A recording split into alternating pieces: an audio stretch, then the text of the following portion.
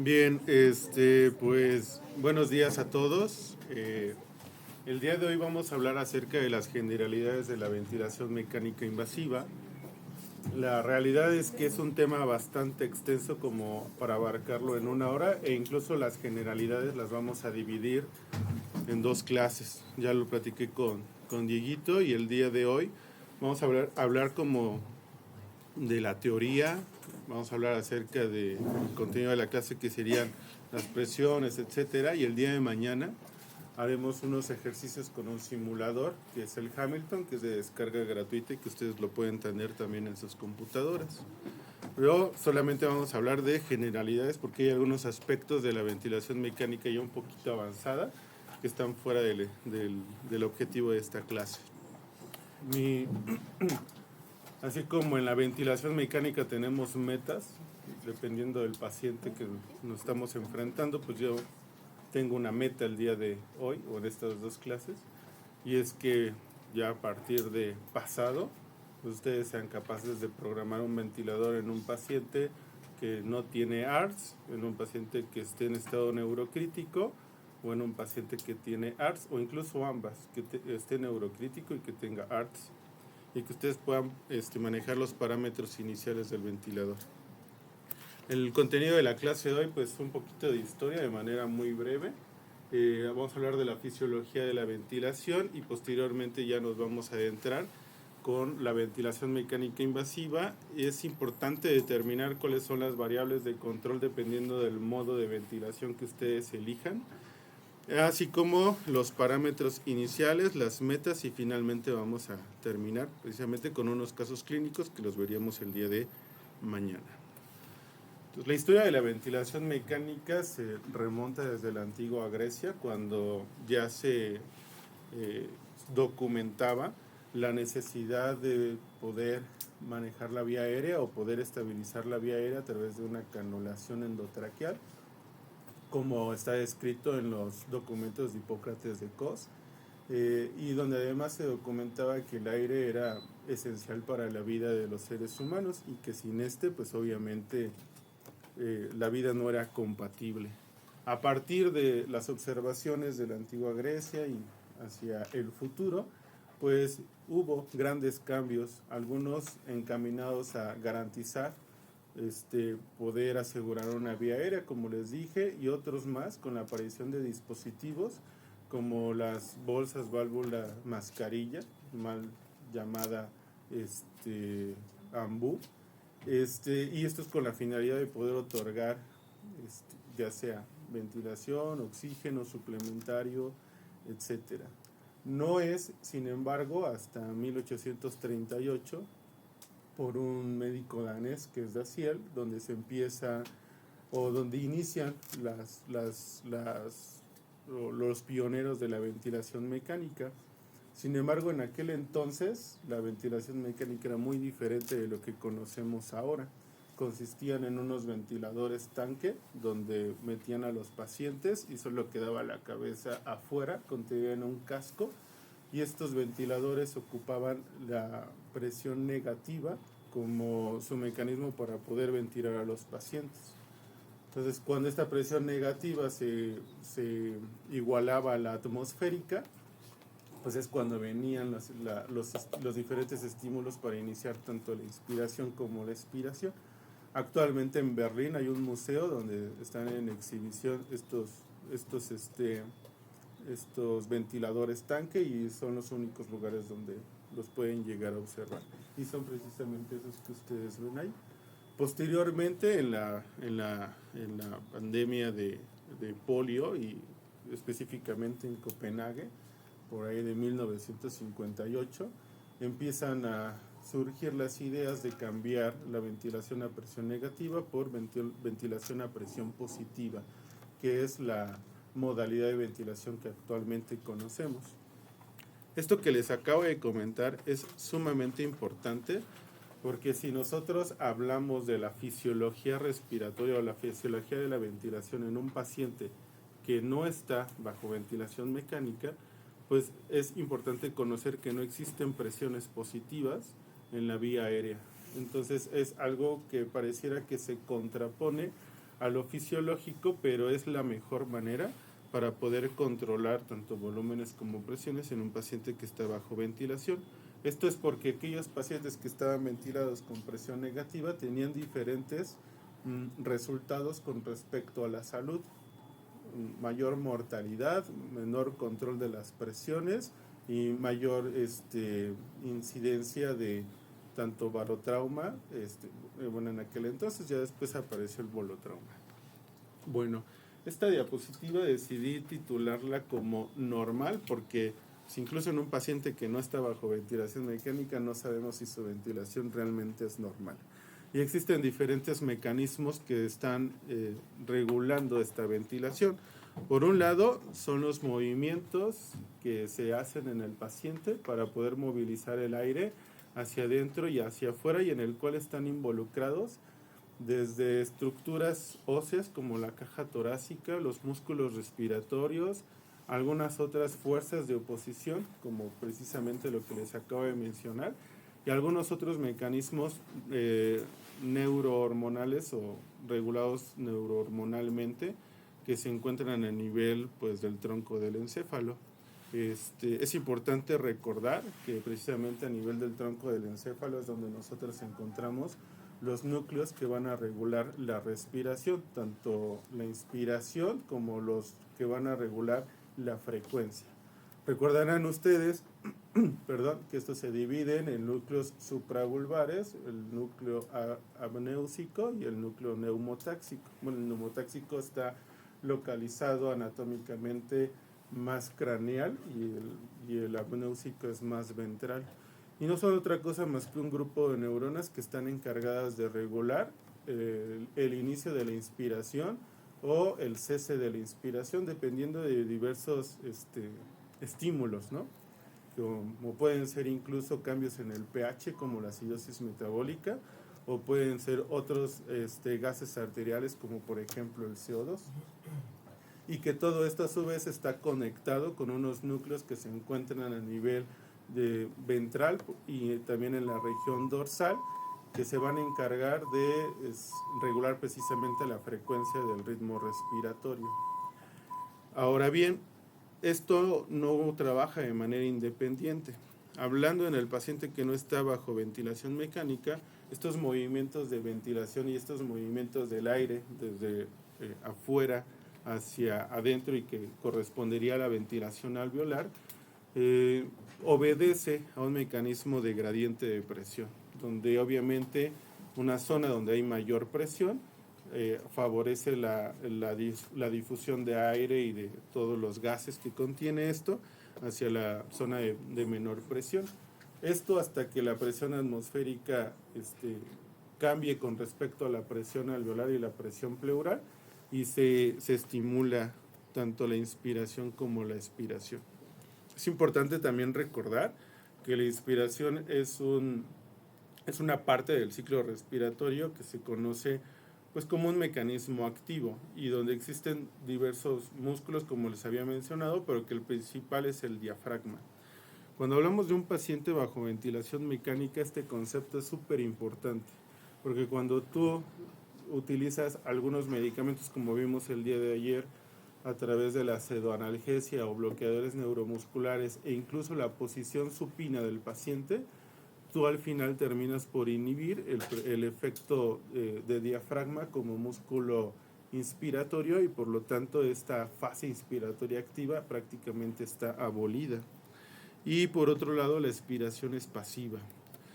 Y esto es prácticamente muy similar en la ventilación mecánica invasiva. Nosotros vamos a poder manejar el ventilador de tal forma que vamos a modificar la inspiración, pero la expiración muy difícilmente lo vamos a poder lograr. De manera indirecta se hace a través de la modificación del tiempo inspiratorio, de la relación inspiración-expiración. La realidad es que la variable que estamos modificando es la inspiratoria o la fase inspiratoria, y la expiratoria como de manera secundaria se ve afectada. Y esta expiración pasiva dependerá de algunas propiedades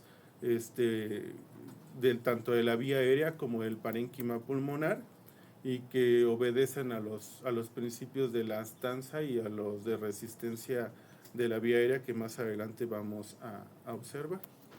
Y esta es una imagen precisamente que viene en su manual que les compartí por Drive, donde ejemplifica pues la función del diafragma como émbolo, simulando al de una jeringa, generando una presión negativa y con esto favoreciendo la inspiración.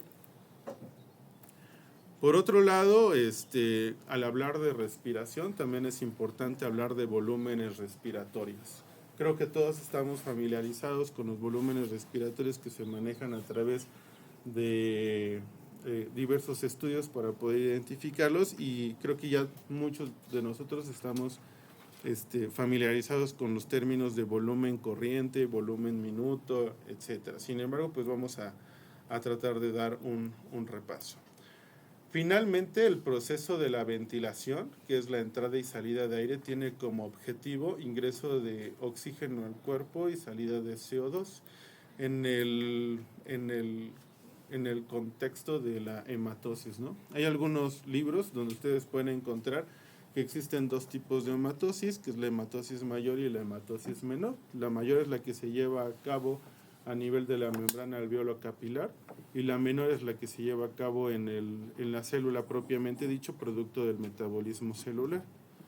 Pero es solo para que no confundan los términos. En general, cuando hablamos de hematosis o intercambio de gases, siempre nos vamos a referir al proceso que se lleva a cabo en la membrana alveolo capilar. Esto se va a lograr a través de mantener un volumen minuto adecuado. Y este volumen minuto adecuado, si ustedes pueden ver, no es otra cosa más que la representación del volumen que entra y sale durante un minuto del ciclo respiratorio. Y este volumen minuto aproximadamente en una persona normal es de 6 a 8 litros. Y esto también es importante que ustedes lo tomen en cuenta, porque a veces el ventilador va a sonar alarmas diciendo volumen minuto elevado o volumen minuto bajo, pero por lo regular son volúmenes minutos elevados cuando los tienes programados por arriba de 9 litros, y entonces tendrías que saber de dónde proviene ese volumen minuto, ¿cierto? Y pues bueno, no les quise que se quebraran la cabeza. Ahí viene la fórmula de cómo calcular el volumen minuto, y es a través del volumen corriente por la frecuencia respiratoria. Ahora sí, Toñito, ¿qué es el volumen corriente? El volumen corriente es la cantidad de aire que entra, con el que fluye a través de una inspiración, con un ciclo respiratorio. Bien, es el movimiento que se moviliza tanto en la vía aérea de conducción como en la de intercambio durante la inspiración y expiración, ¿no? Es decir, un ciclo respiratorio. Y pues eso lo modifican por la frecuencia respiratoria del paciente para obtener el volumen minuto. Dalí más o menos, porque va a depender de dónde lo leas, cuánto es el volumen corriente normal o fisiológico en un paciente de 70 kilos, por ejemplo. 70 kilos, bueno, hay fórmulas para calcular. Pero es más o menos, o sea, de manera muy genérica. 200 a 300 mililitros. Ok, Anita, ¿dices igual que? No, pero no me acuerdo de la... Por eso digo, más o menos, por una persona de 70 kilos, con una talla de unos 70, pues nos establecen que más o menos es como de 500 mililitros el volumen corriente o volumen tidal. Bien, entonces siempre recordar que el volumen corriente es el aire que entra y sale en un ciclo respiratorio, y esto es importante después para tomar en cuenta durante la ventilación mecánica, y esto solamente es un esquema para ejemplificar precisamente este proceso de intercambio de gases que se lleva a cabo en la membrana alveolo capilar. Aquí es importante que ustedes sepan que el intercambio de gases, la hematosis o el adecuado intercambio de estos no solo va a depender de un volumen corriente adecuado, de un esfuerzo respiratorio adecuado y de una frecuencia respiratoria adecuada, que al final, les vuelvo a repetir, se conceptualiza en la ventilación alveolar. Pero existen otros factores que pueden modificar su hematosis, como pueden ser trastornos en la perfusión. De aquí que vengan las famosas alteraciones ventilación-perfusión, ustedes deben tomar en cuenta al momento de evaluar pues un paciente con alteraciones en la difusión de gases. Y que es importante, por ejemplo, en pacientes que tienen condiciones clínicas pulmonares o pleuropulmonares que les van a dificultar el intercambio, como edema agudo de pulmón, o incluso los pacientes con síndrome de dificultad respiratoria aguda o el ARDS, como todos lo conocemos. Otro de los conceptos que es importante revisar al momento de hablar de ventilación mecánica es el manejo de las presiones. Normalmente en una persona que, digamos, no está conectada para soporte de ventilación mecánica invasiva, se requiere una presión aproximada de 20 centímetros de agua para promover la entrada de aire hacia la región alveolar. Y esta presión que nosotros conocemos se conoce como presión de apertura. Cuando nosotros conectamos al paciente a ventilación mecánica, esta presión de apertura, si bien es igual en el número de presiones, pues la forma en cómo se regula es diferente. Como les dije, en el paciente que no está bajo ventilación mecánica, todo obedece la regulación entre la presión atmosférica y la presión transpleural o transtorácica. Pero en el paciente que está bajo ventilación mecánica, tú vas a decidir esta presión de apertura cuando la modificas en un ventilador que está controlado por presiones y que obedece a tu trigger o a tu disparo de inspiración. Este trigger tú lo puedes modificar ya sea por flujo o también por presiones, ¿no? Que más adelante lo vamos a ver. Esta presión de apertura fue lo que llevó al principio de aplicar presión positiva en la vía aérea para generar la entrada de aire y tiene, o más bien el mecanismo físico es a través de superar la presión del tórax. Como les mencioné, existen diferentes presiones a nivel de toda la vía aérea, desde la vía de conducción hasta las de intercambio gaseoso. Ustedes pueden ver en la parte de arriba lo que representa la presión atmosférica, que correspondería a la presión de apertura, y el aire va a discurrir o va a ser guiado o va a ser llevado a través de las vías aéreas de conducción hacia el parénquima pulmonar, donde vamos a tener otros tipos de presiones. Entre ellos tenemos la presión intraalveolar, la presión intrapleural y la presión transpulmonar. Ustedes se dan cuenta, la presión intrapleural, pues obviamente es aquella que se da en el espacio pleural. La presión intraalveolar corresponde al número o al manejo de presiones dentro del alveolo, y la transpulmonar es la diferencia entre estas dos que les acabo de mencionar. Obviamente estas presiones pueden modificarse cuando estamos ante un paciente, ya sea por broncoespasmo, por ejemplo, o porque tiene algún objeto en vía aérea como secreciones, aumenta la resistencia de aire y las presiones en los sistemas de conducción pues se ve modificada. O en un paciente que tiene la elastanza pulmonar alterada, como los pacientes con ARDS, donde la presión alveolar y la presión transpulmonar también se va a ver afectada. Esto es importante que ustedes lo recuerden, porque más adelante o mañana que veamos los casos clínicos, pues ustedes se van a dar cuenta que hay pacientes que van a elevar su presión meseta a expensas ya sea de la presión transaérea o de la driver pressure, que fue una de las preguntas del examen. Entonces, ustedes tienen que aprender a subrogar estas presiones en el paciente que está bajo ventilación. Es bastante complicado que ustedes midan la presión transpleural o la presión transtorácica, por ejemplo. Entonces, ocupamos subrogados de esa presión para más o menos darnos cuenta qué es lo que está pasando en el paciente. Si nosotros encontramos que tiene una presión meseta, una presión plató muy elevado que está por fuera de las metas, pues tendríamos que hacernos la pregunta si esa elevación es a expensas de la presión transaérea o de la driver pressure, y eso nos va a ayudar mucho a saber cuál va a ser el manejo del ventilador que voy a hacer, porque obviamente no es igual. Y pues bueno, lo vamos a ir aclarando poco a poco. De tal forma, que la presión pleural surge del mecanismo físico de la fuerza de retracción del pulmón. Y esta fuerza de retracción del pulmón también es importante para explicar la presión positiva al final de la expiración, que si bien es a nivel alveolar, también en algunas ocasiones puede ser un subrogado de la presión que queda al final de la expiración a nivel pleural. Esto no existe en condiciones anatómicas, en condiciones fisiológicas, vuelvo a repetir. Por ejemplo, no es normal que una persona tenga una presión positiva al final de la expiración. Está documentado que hay pacientes como los pacientes obesos que sí pueden llegar a manejar cierto grado de presión positiva al final de la respiración, pero pues ya no es fisiológico, ¿no? Y pues esta presión pleural, además de obedecer a la retracción del pulmón, también obedece a la expansión del pulmón. Y como les dije, ocupamos ciertos subrogados para poder saber a qué corresponde, porque no puedo medirlo, no puedo meter, o sea, es bastante invasivo. O sea, si a lo mejor sí existe la forma, es bastante invasivo, ¿no? A lo mejor pones un catéter central y te vas a la pleura como en la guardia, los de geriatría, pero es bastante invasivo, ¿no? Entonces mejor ocupas un subrogado, que sería la presión esofágica.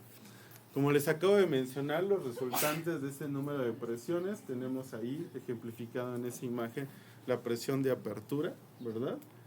La presión de la vía aérea, que sería la transaérea, por así decirlo. En la diferencia entre la presión alveolar y de la vía aérea, obtendríamos la presión transaérea, y la diferencia entre la presión pleural y la alveolar, la presión transpulmonar. Y es por esto que les mencionaba que la presión transpulmonar por lo regular nos va a decir que hay problemas en la distensibilidad o elastanza del pulmón, y la presión transaérea, pues obviamente problemas en el sistema de conducción de las vías aéreas. Entonces, esta presión alveolar, que es precisamente la que ustedes pueden encontrar en ese esquema, pues obedece a la definición de la dispersión de presión en las vías de conducción. A lo mejor es un tema un poquito fuera de ventilación mecánica, pero sí es importante que ustedes lo conozcan. La ventilación alveolar no es igual a respirar. Ustedes pueden tener un paciente con hipoventilación alveolar y sí respira bien. Y esto es importante como documentarlo y poder transportarlo al paciente con ventilación mecánica, porque en algunas ocasiones tú puedes tener alteraciones en la presión alveolar y que no necesariamente tengan que ver con una vía de conducción, sino a lo mejor por la patología de base del paciente para llevar a cabo una buena difusión de aire hacia el alveolo. Y bueno, esto de la presión alveolar se estima a través de una pausa inspiratoria, que es lo que nosotros conocemos como presión meseta al final de la inspiración. Más adelante, cuando veamos las gráficas, ustedes se van a dar cuenta que ustedes pueden evaluar los volúmenes y las presiones que están otorgando el paciente a través del ventilador, y específicamente la gráfica de presión tiempo, que obedece a una meseta, donde ustedes pueden identificar cuál es la presión pico. Pueden aplicarle en algunos ventiladores la pausa inspiratoria para conocer la presión meseta, y de esta manera poder estimar la presión alveolar, ¿no? Que también era una de las preguntas, creo, por ahí en el examen. Y pues obviamente esta presión alveolar no solo va a depender de las presiones que ustedes otorgan al paciente, sino también de las características de la pared alveolar. No lo quise colocar porque ya serían muchos esquemas, pero ahí en su manual Avento viene un esquema muy padre donde vienen alterados morfológicamente los alveolos, y esto ejemplifica pues las alteraciones de la presión alveolar en un paciente pues, con ventilación mecánica, que es el ejemplo clásico de los pacientes con ARTS. Y pues bueno, recordar que esto puede estar modificado en pacientes que pues, son obesos, ¿no? El paciente obeso que está bajo ventilación mecánica es algo particular, ¿no? Se moja y se seca como los demás, pero los manejos de presiones positivas y los manejos de presiones alveolares son muy diferentes, y sí lo deben de tomar en cuenta Entonces, para que no lo olviden. Ahora, otras presiones que es importante que ustedes conozcan son precisamente la presión positiva elevada continua en la vía aérea. Esto aplica tanto para la presión positiva continua que ustedes aplican como para la presión positiva al final de la expiración. Seguramente cuando ustedes estuvieron leyendo su manual, hubo muchas partes del capítulo que reforzaba o mantenía una gran importancia acerca de la presión positiva, y es que esta ha sido como una de las presiones que más se han investigado con respecto a los efectos deleterios que tiene, tanto a nivel pulmonar y también a nivel circulatorio o cardiovascular, que también era una de las preguntas del examen que venía. Específicamente hablando de la presión positiva al final de la expiración, tiene efectos deleterios que no se van a limitar solamente a los pulmones, sino que tiene efectos sobre el corazón y grandes vasos, impactando específicamente en el gasto cardíaco. Ustedes en ese esquema pueden ver como un alveolo que está normalmente distendido, pues prácticamente no hay afectación sobre el capilar pulmonar, pero un alveolo que está sobredistendido y que además permanece permanentemente sobredistendido, pues va a afectar sobre el diámetro del capilar, y esto va a afectar obviamente sobre la poscarga y al final sobre la precarga. Entonces, el efecto más conocido sobre esto es la disminución de la precarga, digamos lo que más se ha estudiado, y esta disminución de la precarga tiene efectos además sobre la presión pulmonar y también sobre la poscarga, y tiene efectos esto además a nivel sistémico. Bien, como les mencioné, aparte de las presiones que se manejan en la ventilación mecánica, existen algunas características del sistema respiratorio, específicamente hablando del parénquima pulmonar, que es importante que ustedes tengan en cuenta. Y que en el ventilador, pues también es importante que ustedes sepan subrogar a qué significa esto. Existen dos conceptos importantes que son la resistencia y la distensibilidad. La resistencia está determinada por el diámetro del calibre de la vía aérea.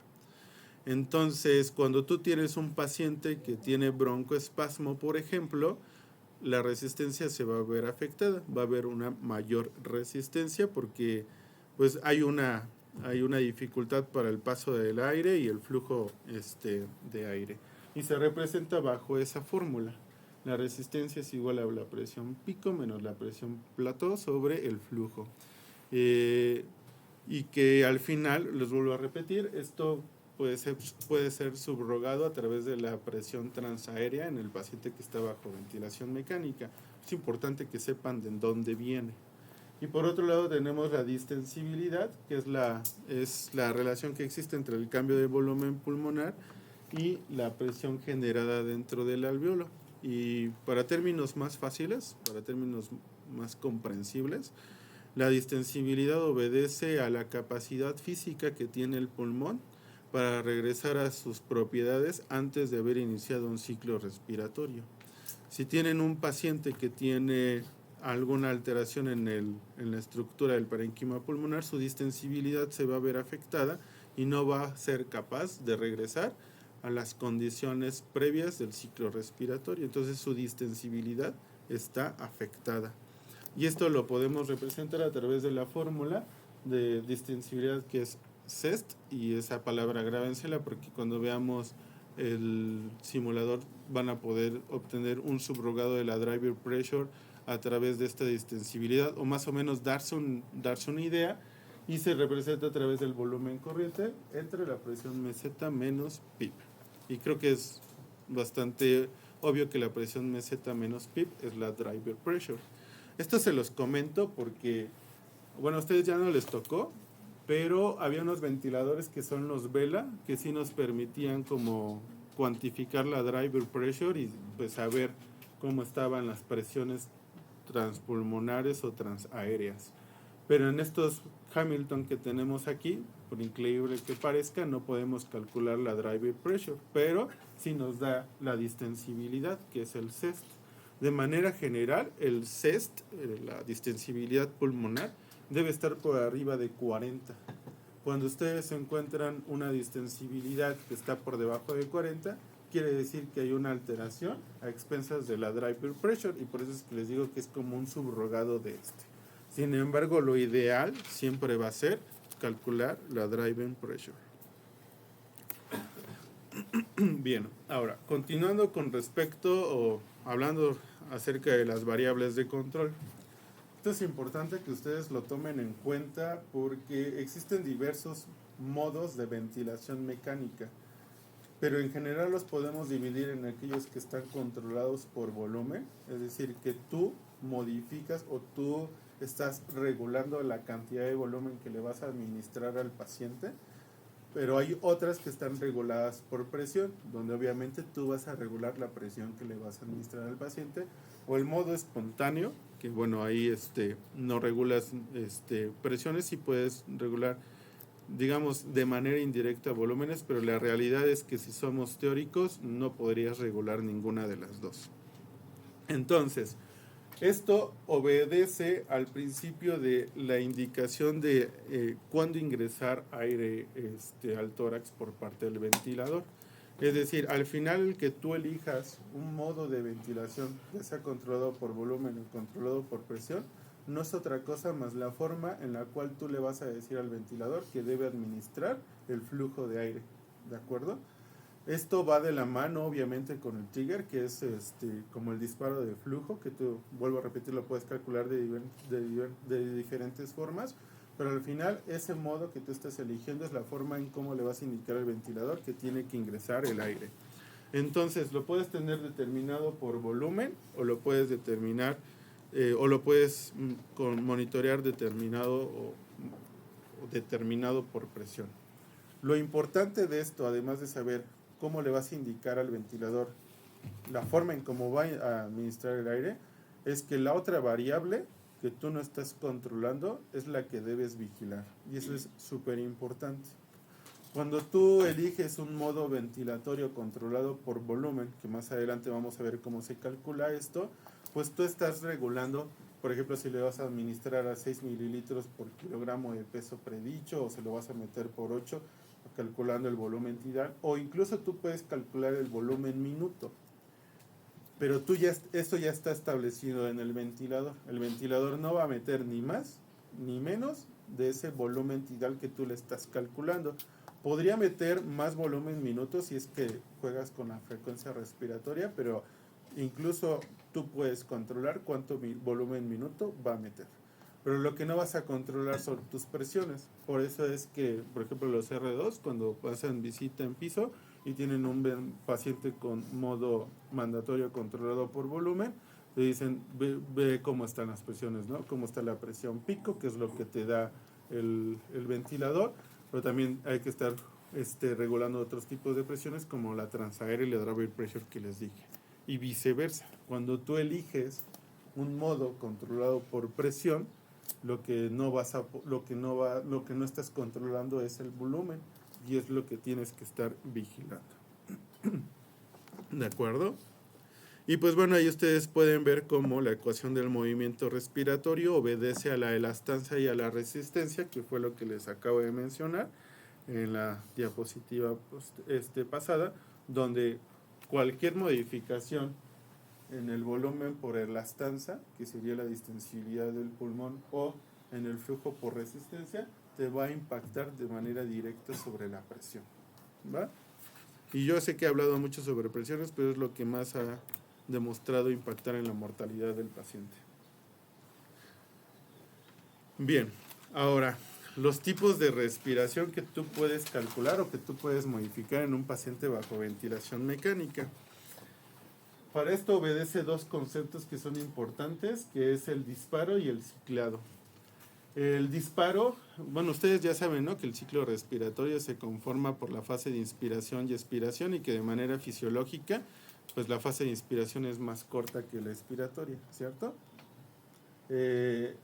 Cuando tú tienes un paciente bajo ventilación mecánica, como les dije, todos esos mecanismos para la regulación del inicio de la inspiración y el final de la inspiración están abolidos. Primero, porque está conectado a un ventilador mecánico. Segundo, porque la función del diafragma como músculo inspiratorio principal está abolida.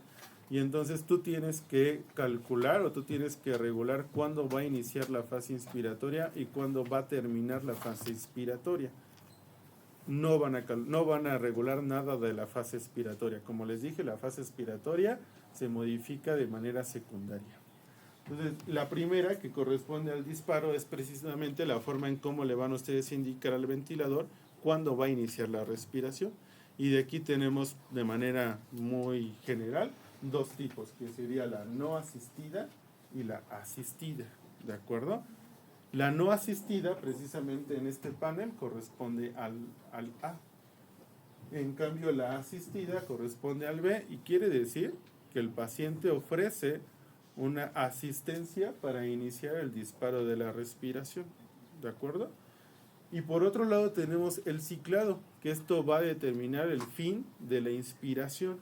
Y este ciclado, que precisamente lo que les acabo de decir, que es el cambio de inspiración a expiración, lo pueden regular de manera mandatoria o de manera espontánea.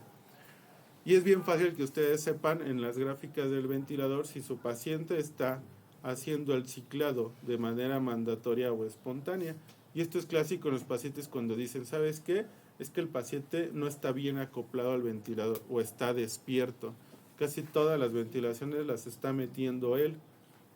Esto tiene que ver con los mecanismos de disparo y con los mecanismos de ciclado. Y en esto sí quiero hacer un paréntesis ahorita que termine de hablar de esto, pero bueno, es muy fácil saberlo, porque en el paciente que está en modo ciclado, digamos controlado, no existen deflexiones negativas previos a la curva inspiratoria. Cuando el paciente está en modo ciclado controlado de manera espontánea, vamos a encontrar deflexiones negativas al inicio de la curva.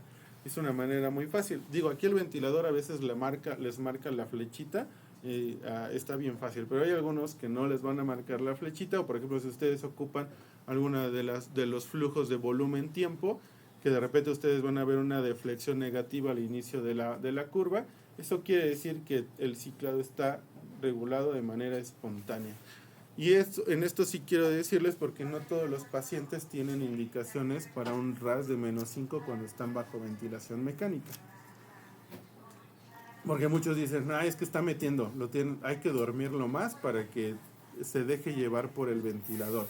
En realidad esto no es de manera general. Existen condiciones respiratorias, neurológicas y misceláneas donde un paciente debe estar en un estado de pseudoanalgesia de -5, es decir, bajo sedación profunda. A nivel respiratoria, hablamos de un paciente que tiene un síndrome de distrés respiratorio agudo, pero que es severo. No un leve, no un moderado, sino un severo.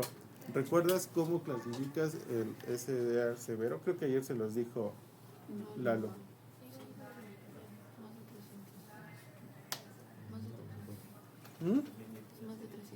¿Más de 300? Sí, leve 100 a 200. No, 100, menos de 100. Es menos de 100. Ok. Entonces, ¿eso cómo lo calculan? Porque, bueno, menos de 100 de qué. La PAFI, ¿no? Ok. Entonces, ¿Era 2 días? 2 días era severo, ¿no? ¿cómo? ¿Eran 2 días qué? 210 creo que era el Arriba de 300. leve. Digo, menos de 100. Leve es Lo de- más de 300. Caro, ¿le puedes ayudar a Esmeralda? ¿No le puedes ayudar?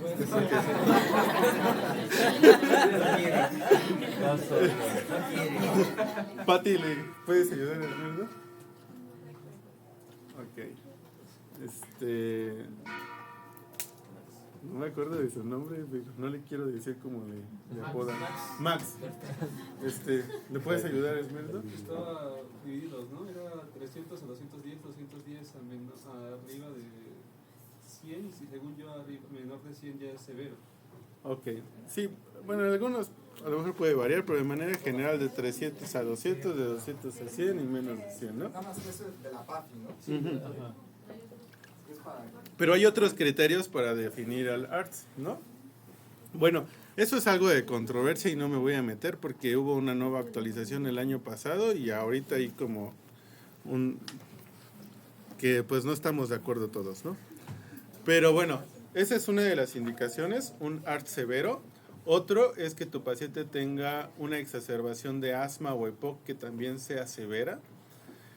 Con respecto a lo neurológico, los pacientes con traumatismo craneoencefálico severo también, o aquellos que tengan una hemorragia subaracnoidea y específicamente con un Glasgow menor de 8. Ahí hay que tener mucho cuidado porque hay algunos neurocríticos que después se arcean por diferentes mecanismos fisiopatológicos. Pues bueno, ahí también, ¿no? Y de misceláneos, pues sería un tórax inestable y un síndrome compartimental, ¿no? Por ejemplo, a nivel abdominal. Son las únicas indicaciones para tener un paciente bajo sedación profunda. De ahí en fuera, y el estado posparo. Y bueno, en el estado paro hay algunas cosas que también ustedes tienen que checar, como llevar las presiones positivas a 0, ¿no? Que no se utiliza presión positiva. Entonces, de ahí en fuera, todos los pacientes tienen indicaciones de senoanalgesia en cuanto, Diana Araujo. ¿Cuál sería la meta de senoanalgesia que ayer les dijo Lalo? Sería 0. ¿Mm? 0 menos. De 0 a -2 podría ser una de las metas de senoanalgesia en el resto de los pacientes. ¿Va? Bien. Si su paciente no tiene indicaciones de pseudoanalgesia, es decir, está como en -2, porque la patología así lo dice, y tiene asincronías con respecto al ventilador, la opción o la solución no es dormirlo más. La opción es modificar el ventilador para que deje de luchar con el ventilador. Ya sea que ustedes bajen las frecuencias respiratorias para que el paciente pueda meter más él, o modificarlos, esto de inspirado, ciclado y las presiones. Pero entonces la opción no es dormirlo más. A veces no, está despierto, plánchalo para qué. Y esto es importante porque al final más días de ventilación mecánica innecesaria impactan en más días, más muerte, más destrucción. Más caos. Ahora, justamente en la forma en cómo ustedes van a empezar a controlar o a modificar las presiones, o más bien, cómo van a indicar la forma en darle la ventilación mecánica a su paciente, es importante que ustedes conozcan las combinaciones de las variables de todo lo que les acabo de mencionar. Entonces, de manera general tenemos 3 principales, que es la ventilación continua mandatoria, la ventilación mandatoria intermitente y la ventilación continua espontánea. La intermitente es el famoso SIMB, que también está como empleado de manera a discusión. Hay algunos médicos, profesionales de la salud, algunos artículos que pues dicen que cuando tú estás evolucionando tu paciente que estuvo bajo ventilación mecánica, bajo un modo mandatorio, le hagas una interfase de SIMB y después lo pases a espontáneo. En realidad se asocia a mayores efectos deleterios por volotrauma. Y las únicas indicaciones para que tú puedas manejar en un paciente con SIMB actualmente son pacientes neurocríticos que no requieren sedación profunda. Entonces, si tú vas a pasar a un paciente de ventilación controlada por volumen a espontáneo, vuelvo a repetir, es mejor modificar los parámetros de tu ventilador para que no estén luchando uno con el otro. Entonces, en la ventilación continua mandatoria, ustedes pueden ver que sin importar el disparo, el ventilador siempre va a ciclar las ventilaciones. En la intermitente vamos a tener intercaladas ventilaciones mandatorias, es decir, por el ventilador, y algunas espontáneas, es decir, por el paciente. Y la espontánea pues solo va a permitir ventilaciones espontáneas, es decir, que va a estar tanto disparado como ciclado por el paciente. Y aquí tenemos los 5 mecanismos o modos de ventilación general. Y esto les digo general porque existen otros más que están fuera de la ventilación y donde ustedes pueden combinar incluso mecanismos de reclutamiento alveolar con otras presiones positivas continuas, por ejemplo, pero eso está fuera de esta clase y yo creo que estaría bien tener una avanzada para poder evaluar ese tipo de ventilaciones. Pero las básicas tenemos aquí la ventilación continua mandatoria, y eso es lo que significa CMV, ventilación continua mandatoria, y es controlada por volumen. Entonces aquí tienes un ventilador, o tú le estás diciendo al ventilador que sin importar el disparo, él siempre va a ciclar la ventilación. ¿Y cómo lo va a ciclar? Pues va a estar controlada por volumen, ¿de acuerdo? Tenemos otra que es la ventilación mandatoria controlada por presión, y es lo mismo, solo que aquí la variable que tú estás controlando es la presión y aquí es el volumen. Tenemos la mandatoria intermitente, que es la que les acabo de mencionar, que es el SIMB, que esta puede ser también controlada por volumen o controlada por presión, y tenemos el otro que es el espontáneo, ¿va? Que es controlado por presión soporte. Y sí, creo que sí era una de las preguntas que venían por ahí. Si